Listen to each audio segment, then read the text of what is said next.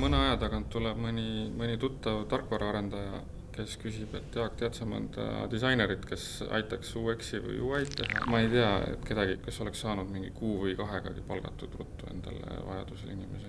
Digitoote buum on käes, tohutu nõudlus on nende järgi, tehakse tohutult digitooteid ja on vaja, et keegi need ilusaks disainiks, et need oleksid kasutatavad, need oleksid normaalsed, oleksid toredad.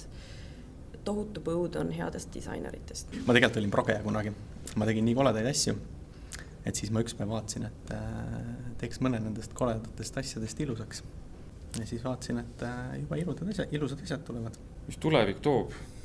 On jumala huvitav ja digitoote disain tegelikult on nii seinast seina, et ega me ei tea, mis see digitoode on 5 aasta pärast, on ta jälle mingi uus asi. Jah, see on nagu promised land, tähendab, suur maailm on avatud, kõik on ees, kõik on veel leiutada ja kõik on veel teha, nii et we need you.